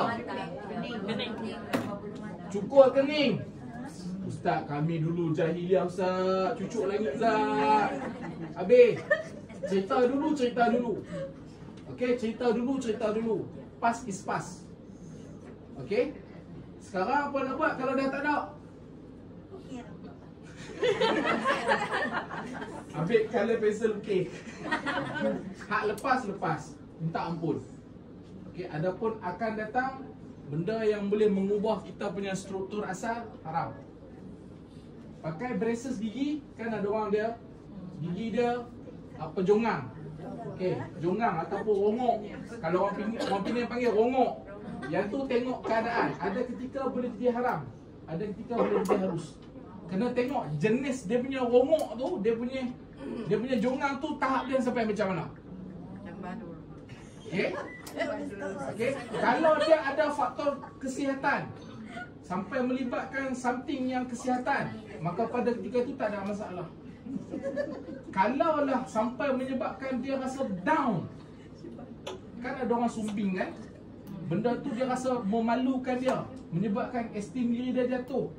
Bila esteem diri dia jatuh, dia tak ada confident, menyebabkan dia tak boleh nak move on. Pada ketika itu boleh, tak ada masalah. Clear? Cucuk sana, cucuk sini. Sedanglah kita kumuk dah panggil dah, nak cucuk lagi. Cucuk lah jangan apa semua sama ya. Itu semua haram. Itulah Ustaz, kalau dia sudah cucuk, lepas tu Dia dah- kalau gigi paru dia meninggal, gimana? buka. Okey, kalau dia meninggal, kena buka. Buka. Tak tahu sudah. Ha. Tapi kalau butuh kan dia ada waktu, Ada masa dia. Ya, ada itu Macam ada itu ya. Benda yang boleh dikeluarkan, kena keluarkan. Benda yang tak boleh dikeluarkan, tak ada masalah. Ya, dia kena buang. tak ada masalah. Ustaz, Ya, Mak. cerita pasal pertambahan pengurangan ni kan. Aha. Kalau misalnya lah, kira macam contoh laki-laki tu lah kan, dia tukar lah kan. Dia tukar apa? Okey, lelaki dia tukar jantina. Okay. Lepas tu dia sudah lama sudah kan, dia nak begitu, kira bertahun-tahun sudah. Jadi dia pun perasaannya macam dia betul-betul sudah perempuan kan. Lepas tu dia ikut kita solat berjemaah. Macam mana saja. Apa nak Batal. Lelaki sentuh. daripada punya itu dia tak rasa. Asal lelaki adalah lelaki, asal perempuan adalah perempuan. Itu yang pertama. Yang kedua, kita kena pastikan dahulu kalau ada yang jenis begitu, benarkah dia mengubah ataupun dia kategori khunsa. Khunsa ni apa? Khunsa ni dia ada dua jantina. Dia ada dua jantina. Yang lelaki pun dia ada, yang perempuan pun dia ada. Kalau kita dapat pastikan yang dia tu memang perempuan, tukar pada lelaki, ataupun memang perempuan lelaki, tukar pada perempuan, pada ketika itu, kalau kita perempuan dan dia lelaki, solat kita tak sah. Macam pisah saja tu saja. Sebab itulah kita kata, sebelum kita nak tahu sah tak sah, pasti ke tak pasti. Kalau kita dalam keadaan tak pasti, kita tak boleh terus menghukum. Ya, kalau kita pasti. Kalau kita pasti, jawabkan. Jangan sentuh dia. Kalau dia semayang dengan kita, jangan sentuh dia. Masa semayang. Kalau dia menyentuh kita, ada yang sakit apa dah pegang. Mama ni buat lah hello.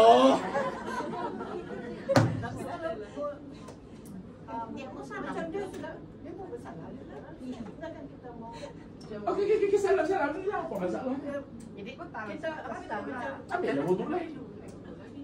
save dia punya maruah. Menjaga maruah seorang lebih utama daripada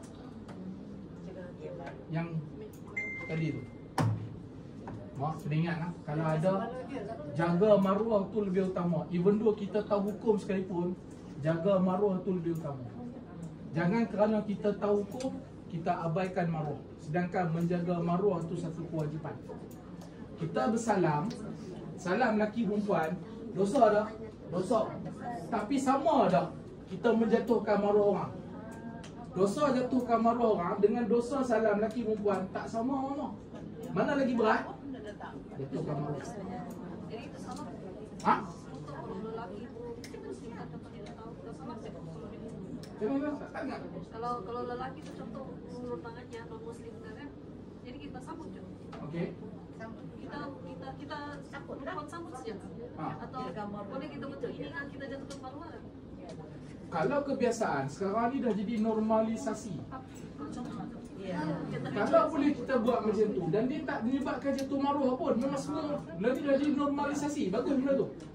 Maka itu yang utama. Usahakan yang tu dulu. Usahakan yang tu dulu. Kalau lah tak ada jalan dah, memang tak ada jalan dah. Whatever tak ada jalan dah. Memang kalau macam ni mungkin situasi tu boleh tomaruh dah. Dia suar tangan. Apa nak buat? Sedang salah.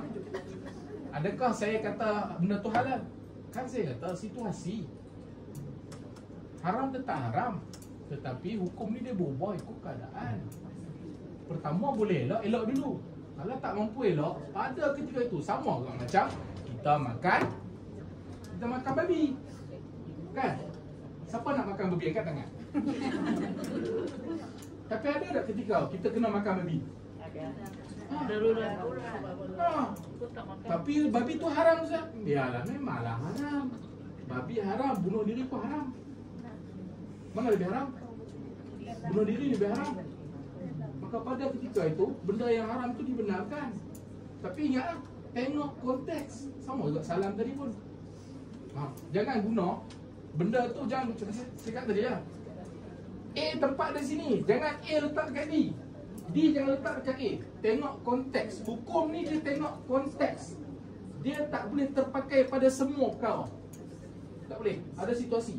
Sama macam rukuk tadi. Ada macam orang yang slip disc. Dia tak boleh rukuk sempurna macam kita paksa dia. Kita pun tekan patah tulang dia. Jadi orang yang tak boleh rukuk macam sempurna, setakat mana kemampuan dia, yang kita boleh rukuk sempurna, kita tak rukuk sempurna, salah yang mak. Kalau macam untuk yang boleh fight tadi tu kan. Tadi saya kita bukan orang lain lah. Kadang macam mau kasih kening ni kan dah terabur. Jadi macam kasih macam sikit lah. Cantik sikit tu maksudnya? Macam atas sini ada rambut. Oh, mak kemas kini dengan modified dua perkara berbeza. Ya. Kemas kini dengan modified dua perkara berbeza. Mama, kalau kening mama sampai dah macam ni dah. Kita tak boleh modify. Ma, tu salah faham. Kemas kini dengan modified dua perkara berbeza.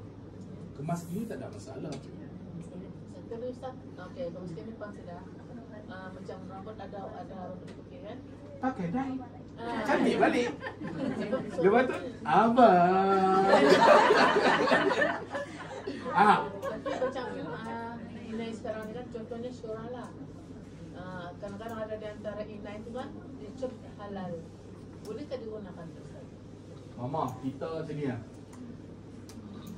Kita jangan di sini. Yang pertama, mama ni jenis warak ke tak warak? Maksud dia mama ni jenis yang terlalu, istilah dia apa? Hati-hati.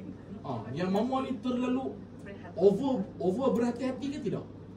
Dia berhati-hati dengan over berhati-hati dua perkara berbeza tu. Kalau mama yang jenis Astagfirullah. Kalau jenis tu mama, jangan. Tapi kalau mama yang ada halal kan? Jakim, apa masalah? Tapi dia was-was lagi. Kalau dia was, tinggalkan. Ya, Masalah kita was-was pun buat juga. Kita ni macam mana? Kita ni nak A ke nak B? Sekejap kita astagfirullahalazim. Sekejap kita cucuk langit. Mana satu? Kita tak nak stand. Bergantung. Clear? Maksudnya kita pegang pada kalau benda tu nampak dah halal, apatah lagi halal tu jakim, dan kita memang ada keperluan untuk menggunakan, guna. Jangan mama jangan dah mama keluar Mam Zainul. Saya pun mama. Saya kalau tak ya mak. Kalau macam si kesajat tu Pak Ustaz, kalau kita solat dengan dia kan macam kita dah tahu dia perempuan ke lelaki ataupun semua tu. Jadi satu dengan dia macam mana? Okey. Kita ambil situasi. Kita tak tahu ada jenis tu dengan soft kita. Kalau tahu? Okey, sekejap. Yang pertama situasi kita tak tahu. Katakanlah saya tukar-tukar saya dulu mama pun tak tahu saya tukar. Maka pada ketika ni sebenarnya saya sah. Sebenarnya mama sah, mama tak tahu. Okey, kalau situasi mama tahu. Kalau mama sentuh dia sentuh mama, batal lah solat. Maka mama kenalah solat semula. Jadi lebih baik benda-benda tu jangan beritahu. Supaya apa? Kita sembahyang, kita tak tahu. Sebab apa? Hukum ni dia tengok pada zahir. Sebab tu kita jangan mencari. Bila kita banyak mencari, kita ingat. Kalau kita tahu, kita jauh-jauh lah. Kalau kita tahu, kalau kita jauh tu tak menimbulkan satu benda yang menjatuhkan maruah dia, maka tak ada masalah. Tapi kalau menjauh tu boleh menyebabkan jatuh maruah dia ataupun orang pulau ke dia ke apa ke, semayang macam biasa, lepas tu qada semula. Saya nak lari tak boleh kan? Kita yang qada. Kita lah yang qada. Dia tak dia qada ke tak? Dia dan kita dua tak sah sebenarnya. Kalau tersentuh, Tu kalau tersentuh. Kalau saya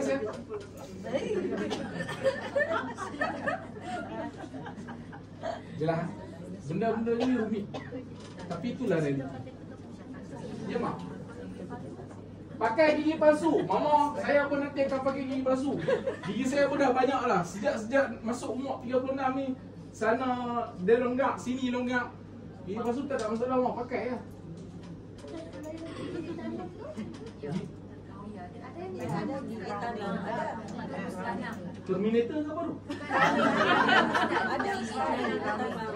Crowning, implant.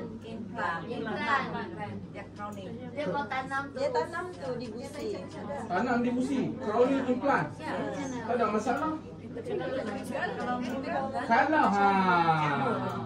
Kalau meninggal boleh cabut, kita cabut. Kalau tak boleh cabut, tinggalkan. Tinggalkan. Ha? Habis tu mama nak cabut. Okey, bagi orang yang macam tu, dia buat tu bukan, dia buat tu atas faktor kesihatan, tu tak ada masalah. Dia sama macam kita pakai gigi emas. Kalau orang tua dulu, saya ingat dia arwah nenek saya, dia gigi emas. Berat pula tu. Alhamdulillah, meninggal nenek aku. Adalah juga sikit. Tak ada masalah, boleh je.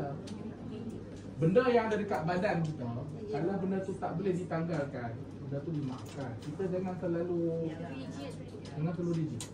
Islam ni mudah. Sampai ke tahap contoh lah, kawan tu dah mati nak kena cabut apa semua, dah siksa kawan. Sama juga dengan tatu. Kan? Dulu zaman rockers dulu tatu penuh. Lepas tu bila dia dah ada kesedaran, kita paksa dia, tekan dia sampai apa tu? Ya mak? Saya pernah dengar Ustaz cakap kalau orang tu meninggal kan, tapi yang meninggal ni dia rambut dia jadi blue, sudah jadi warna kuning merah macam tu kan.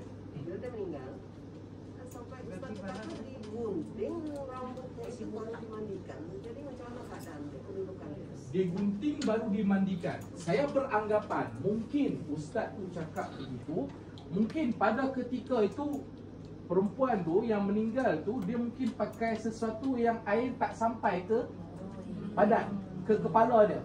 Maka dia digunting. Sebab itulah kita pun kalau ada sesuatu yang tak, bila pasal mama, apa dia yang diwajibkan mandi?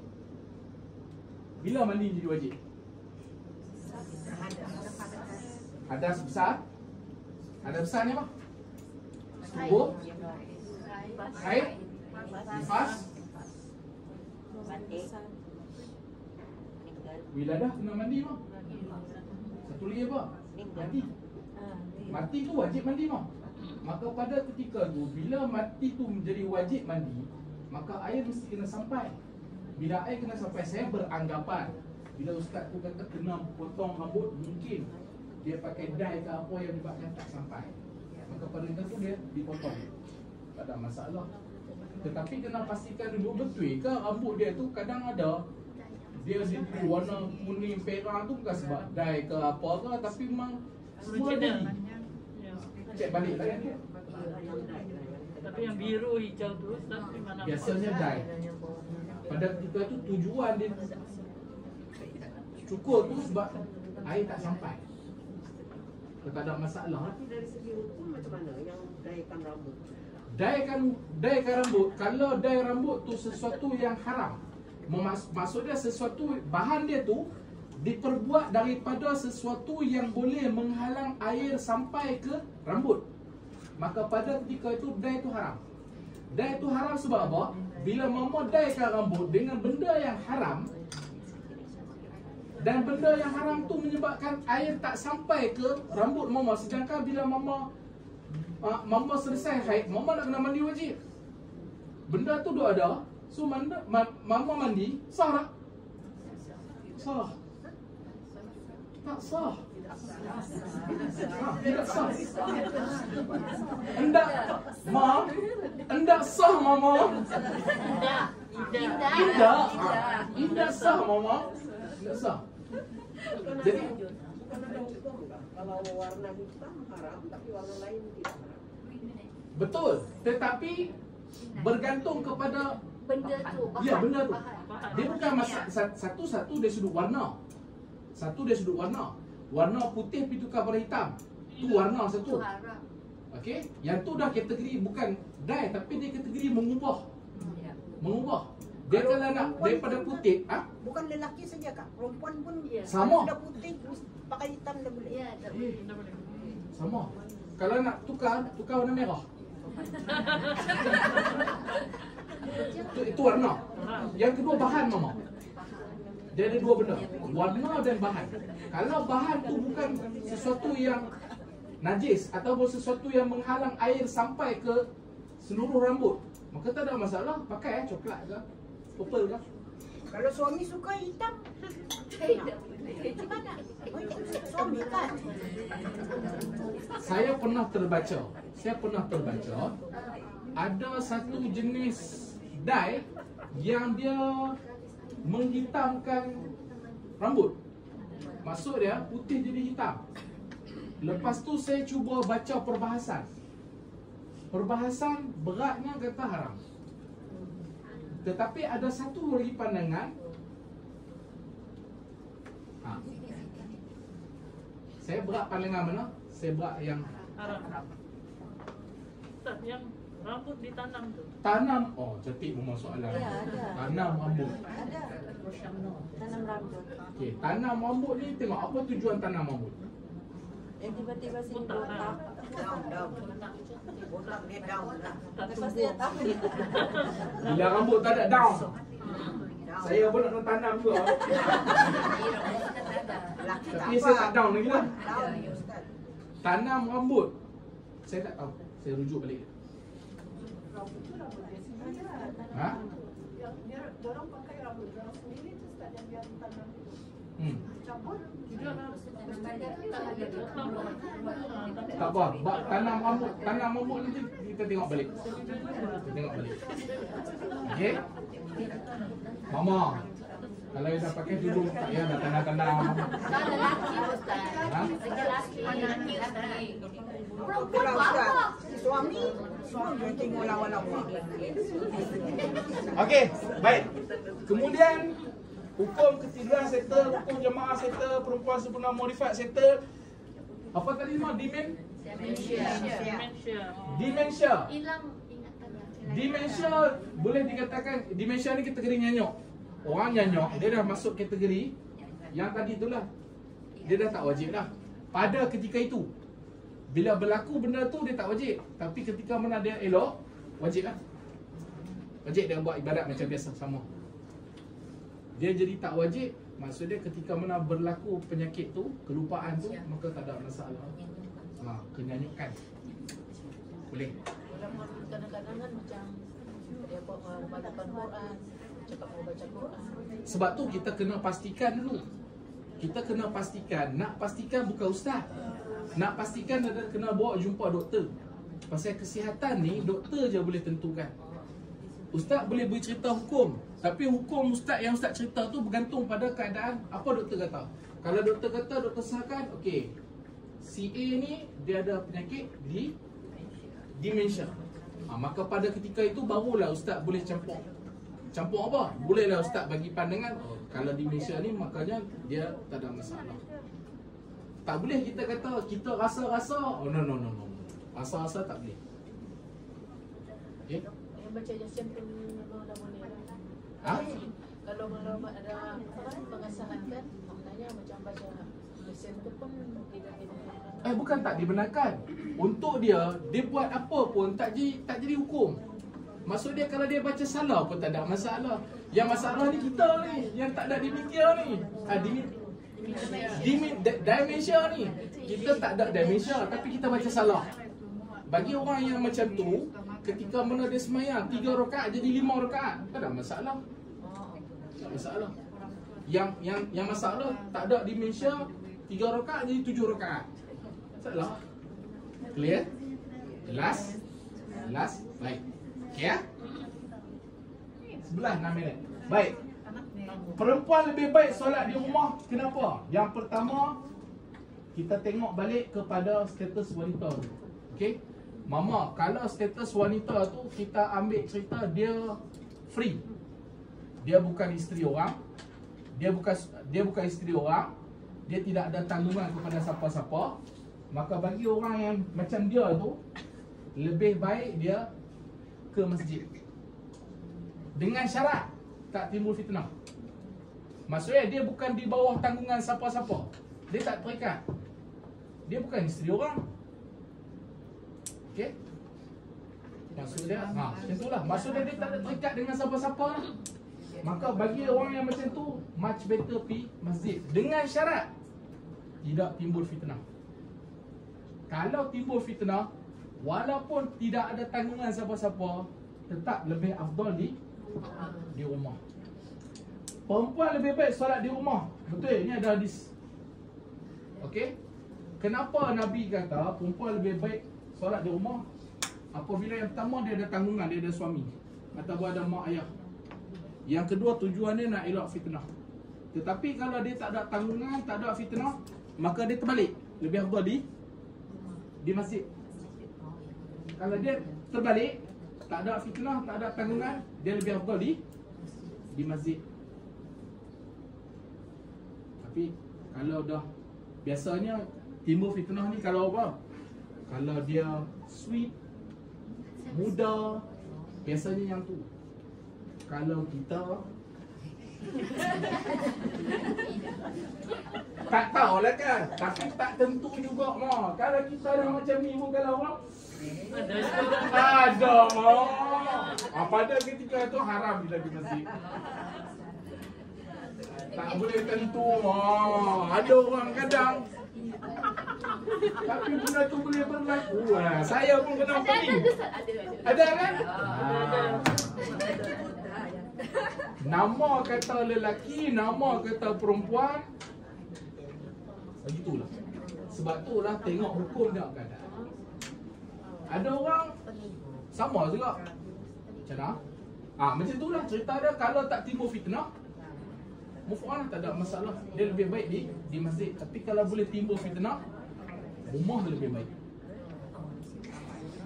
Jadi macam mana?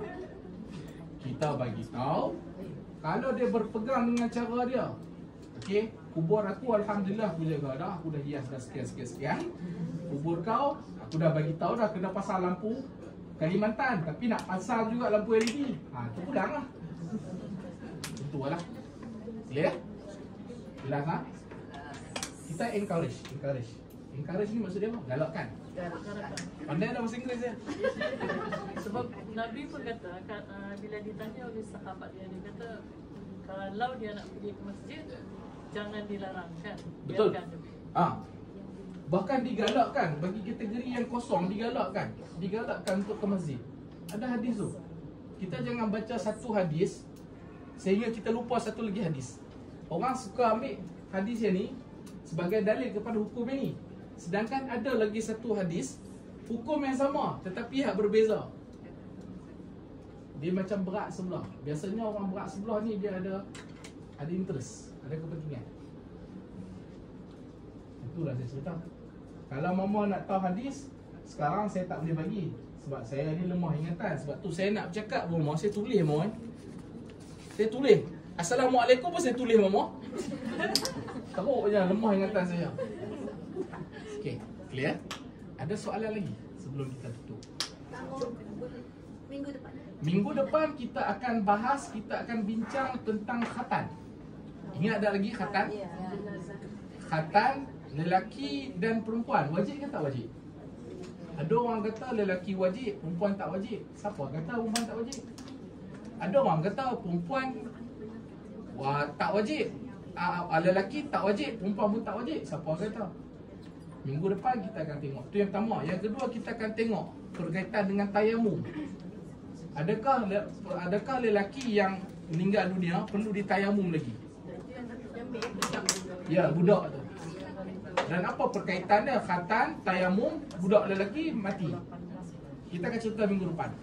Lepas tu kalau mama ada soalan, mama WhatsApp saya. Mama antara yang rajin bagi kerja sekolah dekat saya, Mama Salbiah. Dia rajin bagi kerja rumah dekat saya. Sampai kadang tu dia bagi soalan tu saya nak kena semak 3-4 kitab, kadang lebih. Tapi baguslah, kawan-kawan saya ada kerja. Automatik saya jadi pandai. Jadi kalau Mama kalau ada soalan jangan segan, tanya je. Yang mana saya boleh jawab, saya jawab. Yang saya tak boleh jawab, saya kumpul dalam kelas saya jawab. Sebab kadang yang pertama folder saya ni cepat lupa, jadi saya kena tarik balik. Yang kedua ada kadang memang yang mama tanya tu saya tak tahu, maka saya kena rujuk dulu. Saya tak boleh tulis. Satu lagi mama, yang saya sampaikan di sini ini bukan fatwa. Yang mama tanya saya jawab, ini bukan fatwa. Bukan saya berkeluar fatwa, tapi saya cerita apa yang ada dalam kitab, dan sebahagiannya ada dalam, mama boleh rujuk dalam pejabat mufti wilayah. Dalam tu macam-macam ada. Saya cuma ringkaskan ataupun bagi mudah faham saja. Saya kalau mama nak baca contoh berkaitan dengan nazar, nazar tapi terlupa. Dia syak, adakah dia dah laksanakan nazar atau belum? Dia punya artikel 4 muka surat. Tu orang malas baca. Bila orang malas baca, dengan jawapan tu dah ada. Saya tolong baca untuk mama, saya baca lepas tu saya cerita. Boleh, tak ada masalah. Mama jangan sangka setakat boleh, dia perbahasan panjang. Lepas tu saya bagi rujukan. Okey? Dan saya juga ada buat rakaman. Tujuan rakaman ni, biasalah masa bercakap kadang-kadang dia ada terpeleot. Tersalah cakap. Ya mama? Kalau doa pendek tu untuk yang pembelajaran, ya. Dia dah kita ajarkan dia doa pendek. Tapi dia perlu sujud sahwi tak? Oh, ya, cantik soalan tu. Okey, kalau orang tu baru belajar Islam ataupun baru dia orang tak nak, orang kata lama tinggal, lepas tu dia nak patah balik, dia orang kunut lah apa bala semua, mana dia nak hafal. Lepas tu dia cuma dapat nafas sikit-sikit. Maka bagi orang macam ni tak ada masalah. Kalau dia tak sujud sahwi pun tak jadi masalah. Sebab apa? Doa kunut tu sunat, sujud sahwi tu pun sunat. Kalau kita suruh dia juga sujud sahwi, seolah macam sujud sahwi tu jadi wajib. Dia dah lah nak hafal Allahumma dini fiman hadid tu pun dah susah. Lepas tu nak hafal pula bacaan dalam sujud sahwi tu, Subhanallah ya nama Allah itu. Lepas tu nak ingat pula turutan, dia memberatkan dia. So tak ada masalah, boleh. Clear ma? Okay. Ada soalan lagi? Last. Ada? Tak ada. Okey, kalau tak ada, mama ada yang belum tanda kehadiran? Ada? Mana tadi kehadiran? Tak ada apa?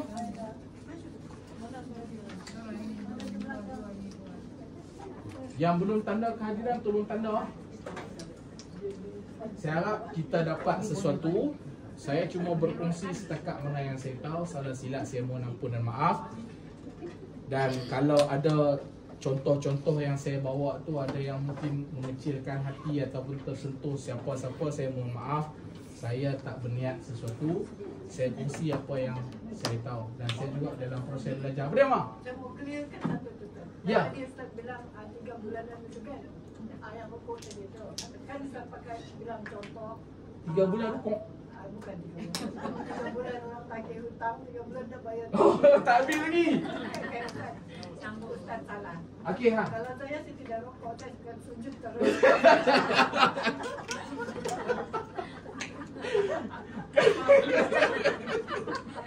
Mak kalau mama rukuk tu kalau mama rukuk saya isap semayang tu batal. Okey. Baik. Mudah-mudahan kita dapat sedikit sesuatu. InsyaAllah esok ada kelas macam biasa. Mama saya dah asingkan. Saya nak maklum pada mama, untuk yang nak mengaji Quran, saya dah buat satu grup. Jadi berkaitan mengaji, saya hanya akan bagi tahu dalam grup tu saja. Untuk grup yang sedia ada ni, saya cuma akan maklum tentang kelas solat saja. Kelas solat fardu ain, ataupun nak buat apa-apa, nak makan-makan ke, nak belanja saya ke, okey, nak ajak saya piknik ke, itu dalam grup kelas solat. Cuma jangan merepek lebih sangat. Stiker-stiker tu kurangkan sikit. Stiker-stiker tu kurangkan sikit. Lepas tu pagi-pagi tak payahlah. Semoga diberkati. Allahumma amin mama. Kalau 20 orang hantar mak, masing-masing mama tak kurang daripada 20 grup, tidak? Mama saja pun ada 20 grup. Mama bayangkan kalau seorang hantar satu grup, kalau 10 orang hantar. Ustaz, kan Ustaz cakap kemarin besok ada kelas. Ada kan Ustaz kata Kita tak ada kelas? ada lah kemarin.